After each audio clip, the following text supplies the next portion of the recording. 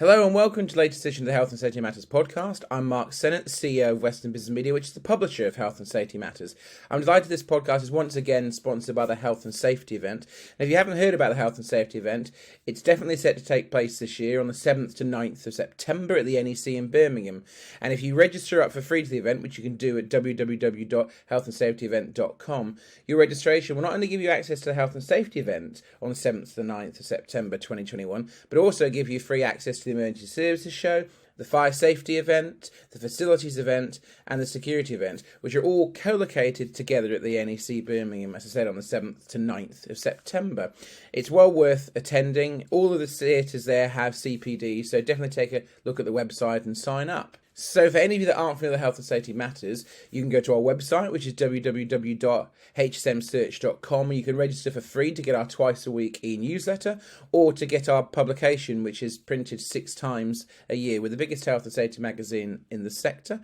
And we've also got a huge list of archive for our webinars. So you can actually get CPD by reading the publication, or a CPD certificate by attending our webinars. If you go to the website, www.hsmsearch.com, you can see all the latest news, prosecutions and products and services in the sector, and as I said, our archive of webinars and back issues of magazines in there. But as always, we start with the news, and there's an interesting news story that I spotted coming out of IOSH, and it's something that I've spoken about quite a bit. It's all to do with levels of fines. So IOSH has said tougher penalties have had a positive impact. And when we say positive impact and tougher penalties, we're talking about financial penalties imposed in prosecutions related to health and safety.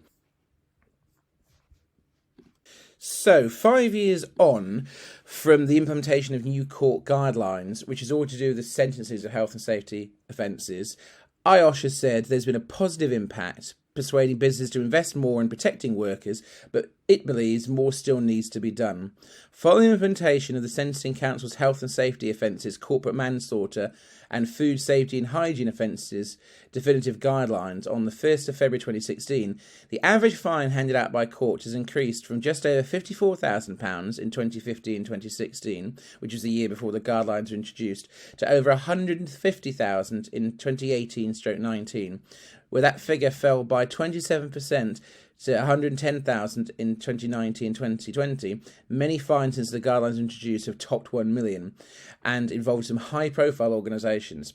In the same period, the number of enforcement notices issued by the Health and Safety Executive to remedy breaches without court action has actually fallen. Provisional figures for 2019-20 show that there were 7,075 notices, which is the lowest since 2007-2008. Between 2015 and 16 and 2018-19, the number of fatalities in workplace accidents has remained at a similar level, with 147 and 149 deaths respectively. The numbers dip significantly in 2019-2020 to 111. Though this is the beginning of the COVID pandemic, it seems likely that this is probably partly responsible. But you can look at that and think, yes, possibly this has been the case because more and more people are working remotely. And hopefully as we move towards the end of lockdown, we'll see more people back in the workplace. But obviously at the same time, we hope that statistic stays even lower than the 111 that I just mentioned. So IOSH is supporting an organisation of Vision Zero, a campaign led by the International Social Security Association to keep all employees around the world out of harm's way while they work.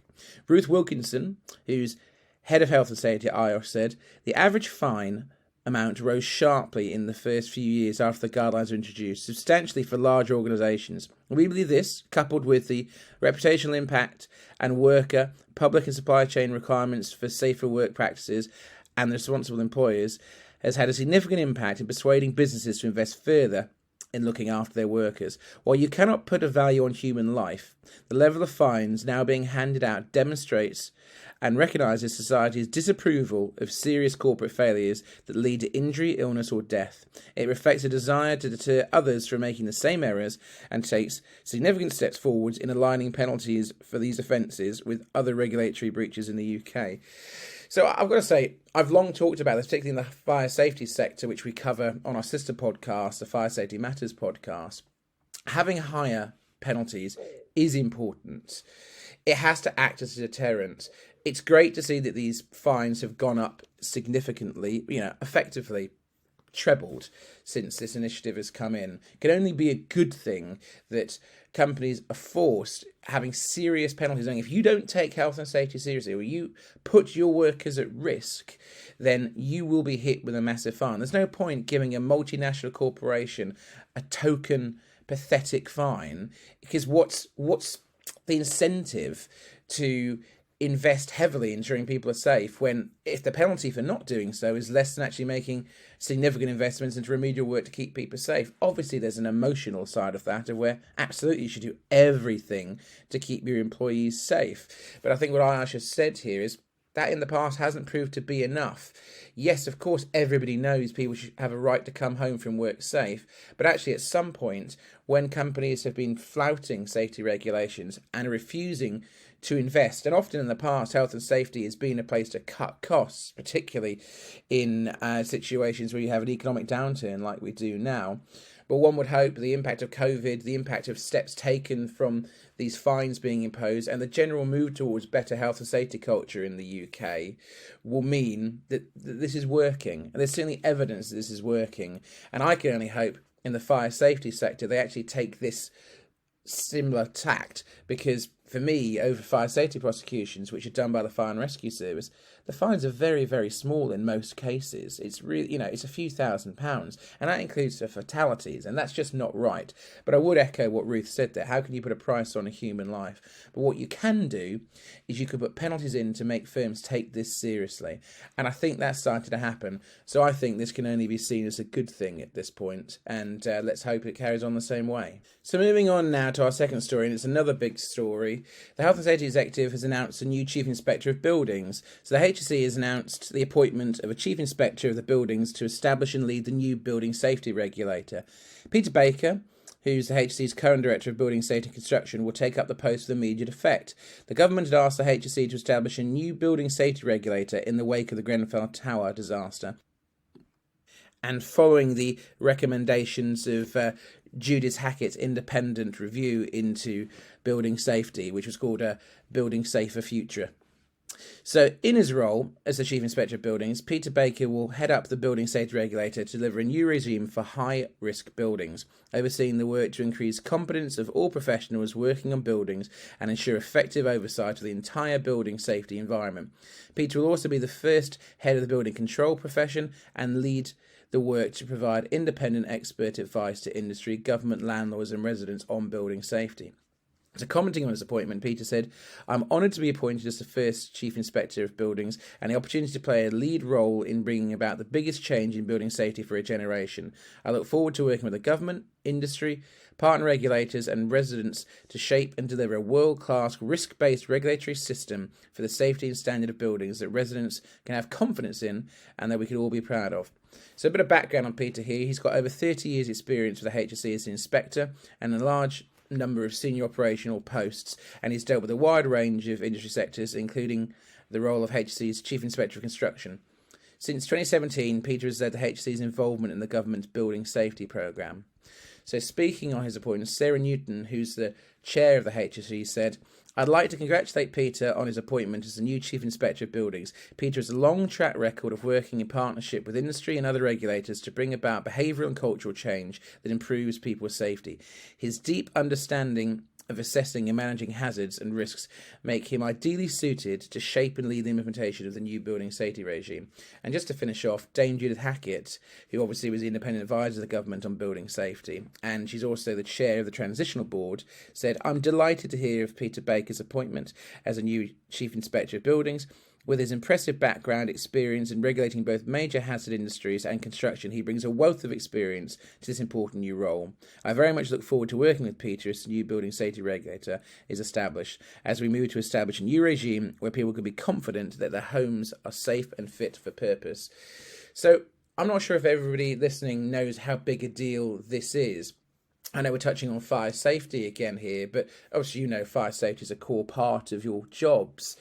And the fire safety sector really hasn't seen much change legislatively for a long, long time. I mean, you're looking back to 2005, the Regulatory Reform Fire Safety Order coming in.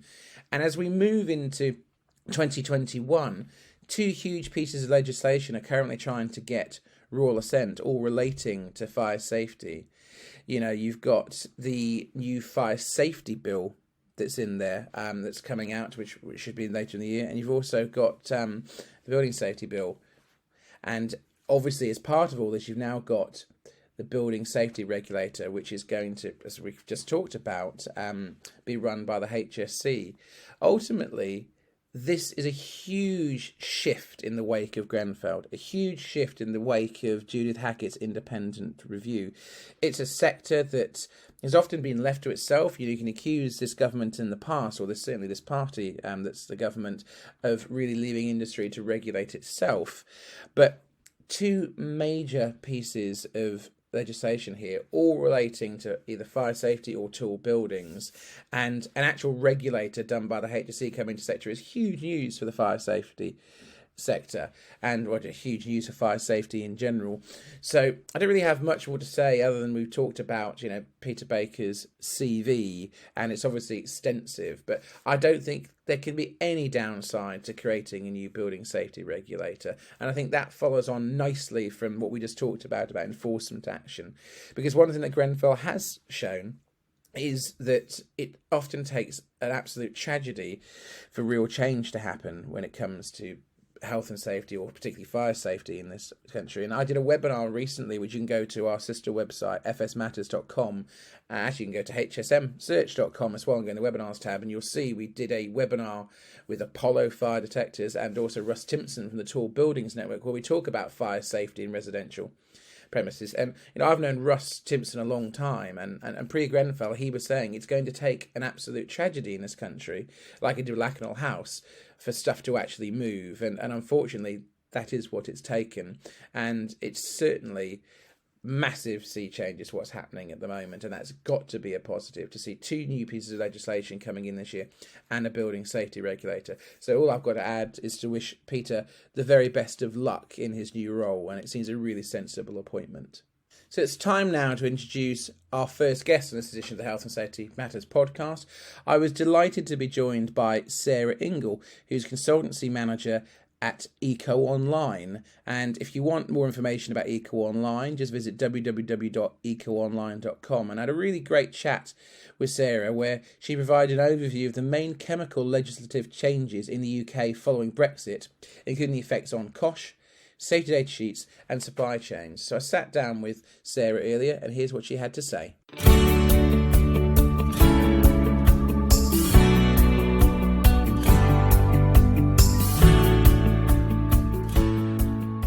Hi Sarah, how are you? Hi, not too bad now today. Well, thanks for joining us. It's quite an interesting topic, and I'll get straight into it. So, on the 1st of January of this year, new chemical legislation was introduced across the UK.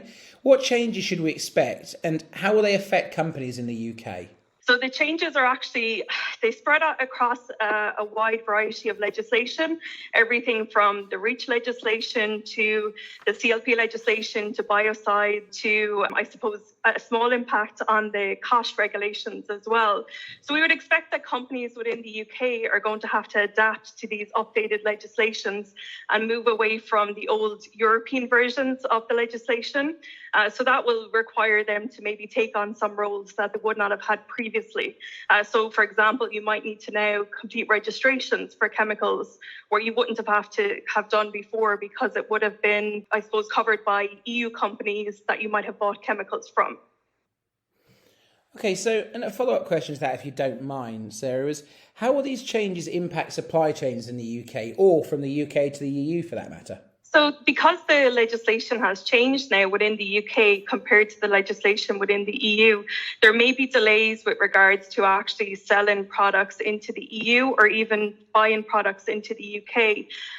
So those changes would kind of reflect things like you may have to have additional registration requirements or notification requirements. There may be additional documentation that you now have to complete. Instead of registering using EU systems, you will have to do registration using the HSE systems, and these are yet to be fleshed out. So a lot of the EU systems are kind of based on software that they've developed over the last 10 or 15 years. A lot of the systems that we now have within the UK are actually paper-based or form-based systems, and they take a little bit longer to get used to. So I can see a question in my mind that I think people listening to this from our audience will probably want me to ask. So are we actually expecting any significant changes with safety data sheets or COSHH assessments? At this particular time, no, because when the safety data sheet legislation was introduced into the UK on the 1st of January, it actually completely just copied the legislation that was previously there from the EU. We will expect at some point down the line that the UK government will decide to deviate a little bit from the EU legislation, and they could decide to do this because they do not agree with the way in which the EU legislation is moving forward. So right now, the EU safety data sheets are still accepted within the UK, but we will expect at some point down the line that they may deviate from the EU legislation. With regards to the COSHH assessments, the COSHH regulation is actually a UK legislation and always has been a UK legislation. It does interact with some of the REACH and CLP regulations that are in the safety data sheets. So if they do change, if the UK government decides to change the REACH and CLP legislation, then it could affect the COSHH regulations themselves. At this point, no, but we may see some changes down the line. So obviously with Brexit, everything's very topical at the moment. The Northern Ireland Protocol has really come in the public eye at the moment. So can I ask about that? So how does the Northern Ireland Protocol affect the introduction of these new legislative requirements?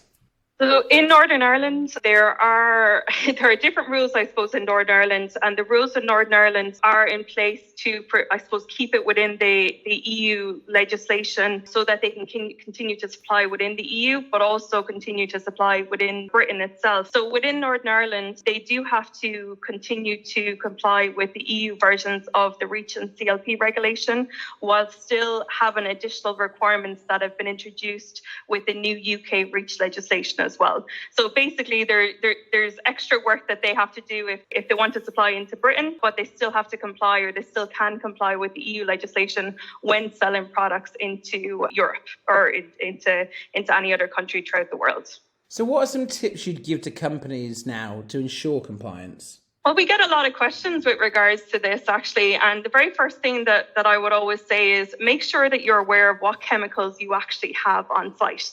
And I suppose you wouldn't believe the amount of times that people they don't have a basic inventory of chemicals. So the very first thing that we would say is create an inventory of all chemicals you have and take into account where you buy these chemicals from. Take into account whether you're getting them from within the EU, from the UK suppliers, from the US, from China. Take into account the quantities as well that you're actually buying of those products, so you can determine if you do have any legislative requirements. Once you have that, obtain your safety data sheets and keep this information up to date.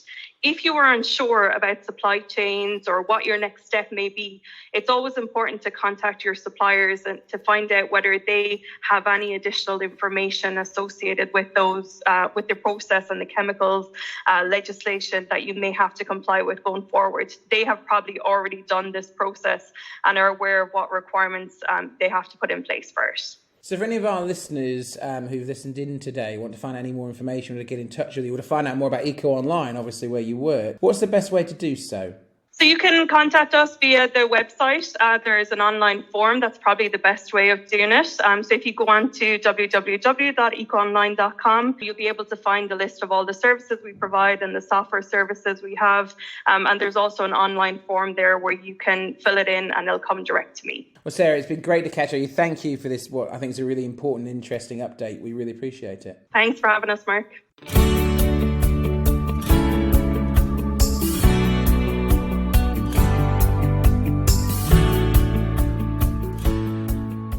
So returning to the news now, we quite often have to talk about COVID-19 and the effects of coronavirus because it obviously really is relevant to the workplace at the moment and to employees that you're responsible for looking after.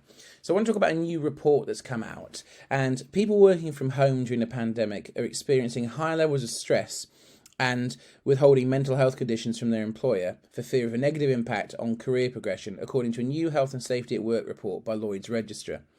The Global Safety Assurance Specialist surveyed 5,500 individuals across 11 countries to understand the impact of changing work conditions caused by COVID-19. The report, which is titled Employee Wellbeing During a Pandemic, finds that 69% of employees globally report higher levels of work-related stress while working from home, driven by increased workloads and changes to working patterns to make sure resources demands are met. So according to the report, employees also have major concerns disclosing mental health conditions. Worldwide, 48% of people that took part in this survey felt it could have a negative impact on career progression, with 19% unsure. Incredibly, 1 in 4 of those surveyed said that nothing had been done by their employer to provide additional support in terms of mental health and well-being. Perhaps most concerning of all, 58% felt pressured to return to the office despite not feeling ready. Despite these results, working from home has led to an improved work-life balance for more than half, so 52% of the respondents. However, 22% felt that they were working longer hours than before, 17% felt more isolated from their colleagues, and 9% are more anxious. The data shows that the UK employees were notably reluctant to share mental health concerns. Nearly 1 in 4, which is 23%, feel unable to talk to anyone at work about their concerns, with only France recording a higher figure. Sharing concerns with colleagues at work seems particularly difficult for UK employees. Just 1 in 3 felt they'd been able to talk to a peer at the same level. So James Pomeroy, who's the Director of Health, Environment and Safety at Lloyd's Register, said the results concerning businesses right around the world and show that more needs to be done to tackle the stigma in working environments. Managers should lead by example and talk about their own experience inside and outside of work by taking and sharing their own concerns and worries. Leaders open the door for others to speak about their day-to-day challenges, creating a safe, inclusive environment that will help alleviate concerns that the poor mental health will impact job progression. So this is a particular topic that's close to my heart, as you know, we've got 25 staff at Western Business Media, which is the publisher of Health and Safety Matters, and the staff are at home and have been for a long time, obviously. And it's something that we're very conscious of in terms of people's mental health. Now, what we've done, and I'm not saying that we're a shining light of how to do health and safety, but we do our best. And we're in touch with everybody every day, often through Microsoft Teams, and people are always calling each other. But I've actually had a different view from our staff. I've had a number of our staff begging to come back to the office, and we've actually had to say no, because they've said that mental health-wise, they're finding it very, very difficult being isolated at home. We've had a number of staff say that. But equally, you know, when we've talked about in different lockdowns of bringing people back to work, it hasn't been a blanket policy if you must come back. We've spoken to staff on an individual level about how they feel. You know, there are certain exceptions where you do have to come into the office, perhaps if you're worried about internet connection and you're trying to host a webinar, and, you know, in that situation, we've created an isolated office environment for that member of staff to come in, do that, and then go home.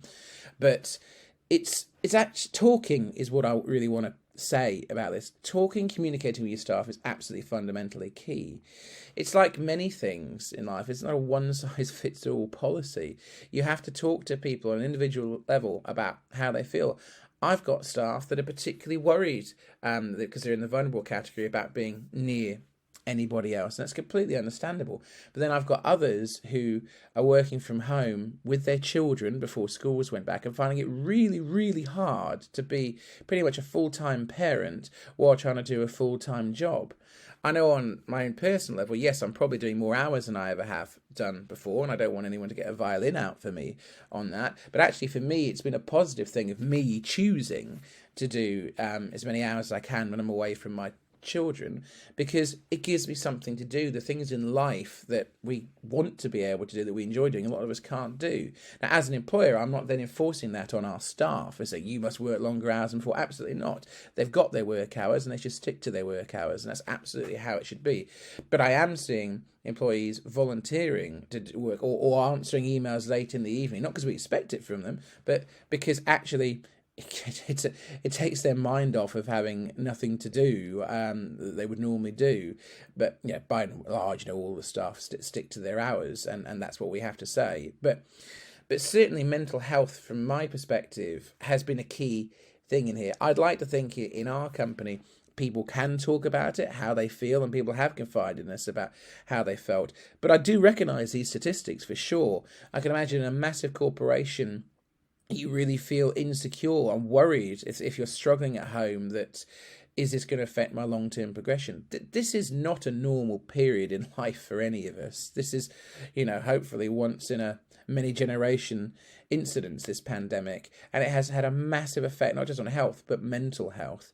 All I can say, looking at these statistics, is it's incredibly sad to read these statistics. It's a fantastically interesting survey by Lloyd's Register, but I'd urge all employers, anyone listening, or any employees, just talk. There is, in my opinion, much lower stigma around mental health in the workplace. There's a much more sort of effort going into trying to protect people's mental health, as there should be. And this is the kind of thing that impacts mental health that we just didn't expect to happen. If you told us, just 14 months ago that a virus that would actually get us all housebound for pretty much a year, I think we'd have all laughed at you, saying that wouldn't happen. But that is the reality of COVID-19. That's what happened. So I definitely recognise the findings of this report, and I just urge all employers and employees to just talk, because mental health is far too important a subject to just brush under the carpet. If you've got concerns, talk to your line manager, and if you really feel that you can't because of this, we really are in a sad situation,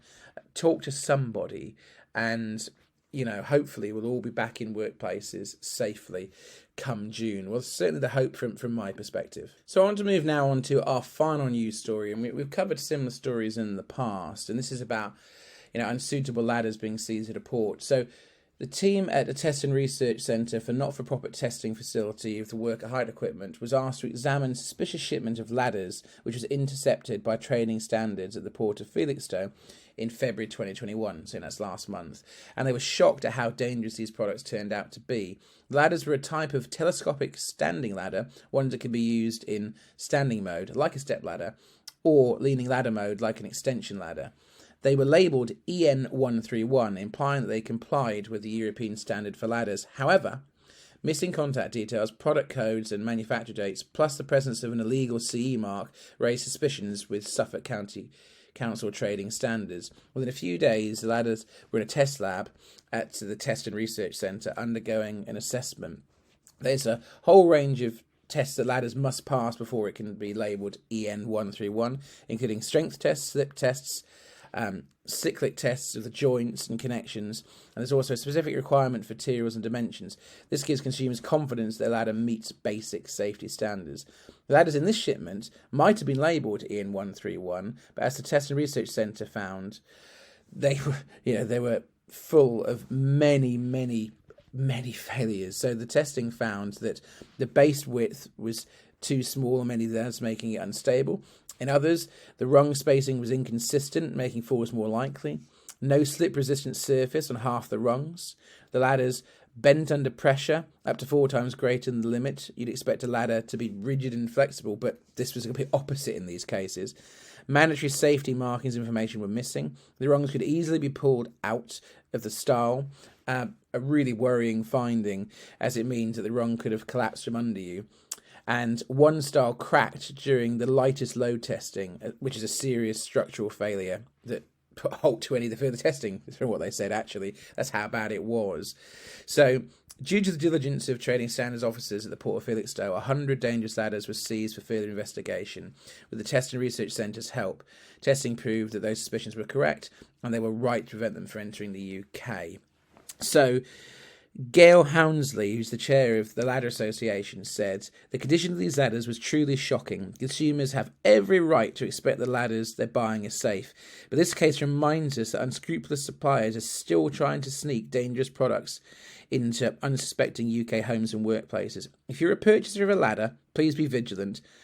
Source ladders from reputable suppliers who put your safety first," which is any Ladder Association member, is a fantastic place to start.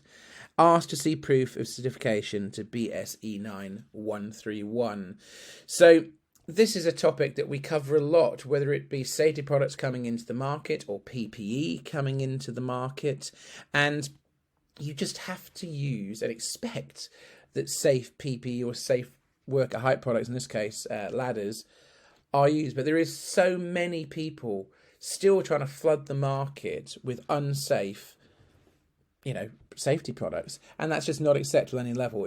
It's great to see that training standards have been so proactive. It's the second story we've done from actually trading standards at Felixstowe being proactive and seizing ladders. And, the Ladder Association do a great job in terms of supporting this work. And it's just something that we do need to be vigilant of, and that's why I thought I'd bring it up. But actually it links on nicely to the news that I announced on the last podcast that Health and Safety Matters magazine, which is us, has partnered with the British Safety Industry Federation, BSIF, to do a one-day digital conference on PPE and ensuring that you use PPE. It's completely free to attend. It's a whole day conference and it takes place on the 28th of April 2021, so not long from now. As I said, everyone will get CPD certificate for attending, and there is a great amount of speakers in there. The conference really, really does focus on the importance of ensuring that only adequate PPE is used, which is particularly important in the wake of the COVID-19 pandemic, and that that PPE saves lives. So what I'd say is the BSIF HSM PPE conference, it will examine the role that PPE plays in effective safety and health management. It will look at all PPE applications head to toe, where it can be used to protect against a range of hazards faced by workers. The conference will hear from senior members of regulators, so Sarah Ingle, the CEO of the HSE, will be talking, and also the Office of Product Safety and Standards and Trading Standards, which is relevant to what we were just covering, will be talking. And we'll also get updates in the BSIF itself and contributions from BSIF special interest groups across the PPE product applications. So there's also another element to this. So that conference does indeed start on the 28th of April 2021 at 10 a.m, but it concludes with the long-awaited reveal of the winners of the Safety and Health Excellence Awards 2020. So they will be hosted by comedian and impressionist Hsn Ppe Conference. He will do a comedy set at 3:15, followed by the long-awaited and year-delayed Safety and Health Excellence Awards winners. It's completely free to attend the PPE conference, and this is all on the same platform. There'll be digital tables where you can network with other delegates, request video calls, send direct messages, browse through a plethora of sponsors information such as safety worksheets, PDFs, case studies you can download, and videos. There's a huge networking lounge where you can network with all the other delegates in it. As I said, it's completely free, and the Safety and Health Excellence Awards are one of my favourite things that we do. We had over 200 entrants to this and over 100 shortlisted companies in 14 categories. It includes the 4 long-established BSIF awards, and we're very, very proud of that. So I'd urge you all to come to the PPE conference, but then stay from 3:15 to 4:30 to celebrate excellence in the sector through the Safety and Health Excellence Awards. And of course, you'll enjoy a comedy set from Hsn Ppe Conference. Now, the shortest link I can give you to register for free is actually go to the awards website. If you go to www.she-awards.com, so that's she-awards.com, you can click to register for free. Right at the very top, there is actually a register button, and that will take you to a combined registration page for the BSIF PPE conference and the Safety and Health Excellence Award. So yeah, that's she-awards.com, and right at the top there's a register to attend button. Click on that and you can register for free, and it'll be a fantastic day full of really important best practice and knowledge to share. We've got some really high profile speakers, and then it concludes with the Safety and Health Excellence Awards. So I really hope you can join us there. It's something I'm very much looking forward to. I'm very proud of our association with the BSIF, and I couldn't think of a more appropriate topic for us to talk about in the wake of everything that's going on. PPE has never been more in the public eye than now. So now it's time to move on to our final guest on this edition of the Health and Safety Matters podcast, the time where we tend to sit down with manufacturers from across the world of health and safety. And I was delighted to sit down from Iris from Emma Safety Footwear, which is part of the Holterforce group. And it was a really interesting conversation, because those of you that aren't familiar with the Emma brand, they have done a lot to take corporate responsibility seriously, to safely dispose old safety shoes, and all about sustainability of their products and be environmentally responsible. And this is all to do with, their new corporate sustainability plans. So I sat down with Iris earlier on today, and here's what she had to say.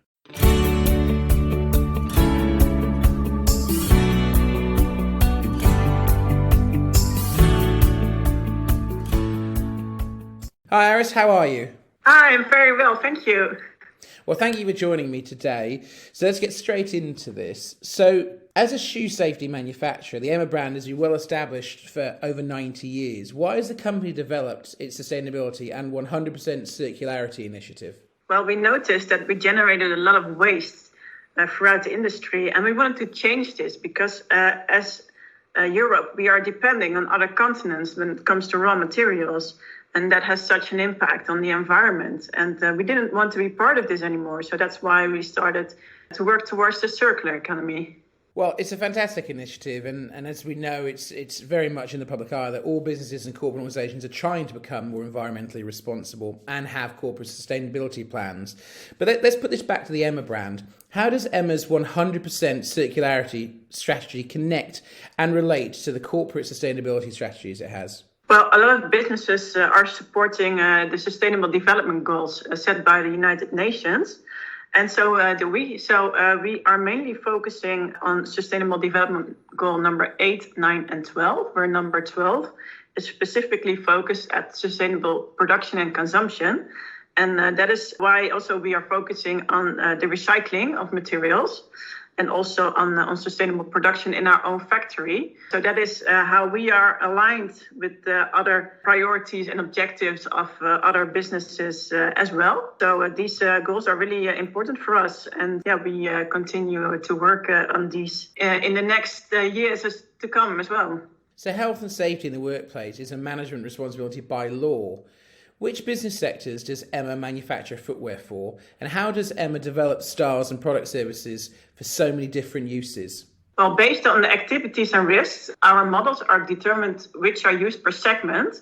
So Hsn has a wide range of segments that we are working in. So these are, for example, construction and technology, electronics, metal, food, nature and environment, facility services, but also chemicals, logistics and transport, government and services, light industry, and the healthcare sector. So that is a wide range of sectors that we are working in. And this is very important for us to have a wide range of models to work with. I mean, you've hit the nail on the head there. Hsn does go into a wide range of industry sectors, but it also, you manufacture for both men and women in terms of safety shoes. So the question I want to talk to you is kind of about sustainability again. So is it right in saying that all components of your shoes are fully recyclable? What are they manufactured from, and what happens to the components after they get dismantled, if you don't mind me asking? Of course, no problem at all. Well, we analyzed all the materials we use, and we analyzed them on material health and material recuperation, which means indeed that all our materials are recyclable so that they can be reused in a next use application. But we also make use of products that are already recycled. For example, we have laces made from PET bottles, and we have an inlay sole made from partly recycled foam, 80%. And also, we also aim to increase this level. For example, we are now increasing the level of recycled content in the insole, which also makes a positive contribution again. And we are doing some tests also here to make use of leather that is heavy metal free. So which means that the leather no longer contains chromium, for example. And of course, all the components have a longer lifespan. So that is very important for us in terms of the circular economy to focus on materials that can last longer. Because ideally, in this way, the wearers can have the shoes for a longer time. And therefore, it takes longer before they can be recycled anyway. So this is very important to us. So, a lot of our listeners and readers of Health and Safety Matters magazine will realise that the disposal of old safety shoes can actually potentially cause sustainability issues for corporate customers. So can I ask you, how is Hsn's logistical network used to work with customers in recycling old footwear? Well, what we did is we established an association together with one of our competitors. And that association is based on the reverse logistics of the used footwear and on the recycling of the used footwear. And this is really new in the industry. It's a little bit strange, of course, to work with one of your competitors, but it was needed to create volume for the recycling process. So that is why we are doing this together. So together we focus on the reverse logistics and on the dismantling of the products. And we use existing transport to take back the footwear from our clients because in that way, the impact on the environment is as little as possible. So that is how we organize the recycling system. So Emma obviously has a clearly defined strategy for turning waste footwear into new footwear. But can I ask, what makes Emma's strategy and service different from other footwear manufacturers? Well, we cover the entire chain. So we start at the beginning, so the development of our raw materials, and we know really from A to Z which components and materials are used in our shoes. So the exact composition of each single material. And only in this way we are able to develop the right next use applications when the shoes are coming back to us. So after the shoe is no longer a shoe, but a raw material for a next use application. And in combination with this reverse logistics and recycling system, this sets us apart, I believe. And next to that, we also are, for example, ISO 14001 certified, which means that we are audited on our environmental management standards that we have in our own factory. We make use of renewable energy. We also are investing a lot in sound labor conditions in our supply chain. And we have about 100 people who have a disability working at our own plant. So it's quite a broad and diverse topic. And I think we are, as far as I know, the only ones who are taking such a broad scope in this respect. So if I can just finish off, for obviously anyone listening today that might be interested in the Emma brand and more of the Holterforce group as a whole, if people want to find out more information or get in touch, is there a website? What's the easiest way to get in touch with you guys? Yes, most certainly. There's a website. It's www.emmasafetyfootwear.com, where you can find a lot of information. And also every year we publish a sustainability report. And then I think the next report will be due in May, approximately. So then the people will be able to download the report as well. Well, Iris, thank you for joining us today. We really appreciate it and best of luck with everything. Thank you so much. It was a pleasure.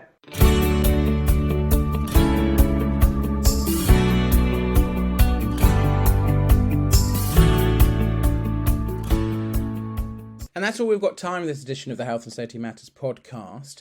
I'd like to thank our sponsor, the Health and Safety event. And if you'd like to attend the Health and Safety event, it takes place on the 7th to 9th of September 2021 at the NEC in Birmingham. And you can find out more information or register for free at www.healthandsafetyevent.com.